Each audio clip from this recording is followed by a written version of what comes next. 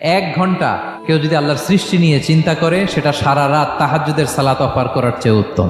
আমরা অনেকে মনে করি শুধু তাসবিহ পড়াই ইবাদত, শুধু কোরআন তেলাওয়াতই মনে হয় ইবাদত, শুধু কিয়ামুল লাইল করা ইবাদত। কিন্তু বিশ্বনবীর সাহাবী, যিনি ইসলাম আমাদের চেয়ে ঢের বেশি বুঝেছেন, তিনি বলেন আল্লাহর এই সৃষ্টি শৈলী, এই সৃষ্টি নৈপুণ্য নিয়ে 1 ঘন্টা চিন্তা করা, ক্রিটিক্যাল থিঙ্কিং করা, সারা রাত নফল তাহাজ্জুদের চেয়েও সেরা। সূরা আলে ইমরানের 190 নম্বর আয়াতে আল্লাহ তাআলা বলেছেন, যারা আকাশ বাতাস পৃথিবী সৃষ্টি নিয়ে চিন্তা করে এবং সর্ব অবস্থায় আল্লাহ তাআলার জিকির করে এবং তারা তাফাক্কুর করে, ক্রিটিক্যাল থিঙ্কিং করে এবং তারা বলে মা খালাকতা হাযা বাতিলা, হে আল্লাহ তুমি অনর্থক কিছু সৃষ্টি করো নাই।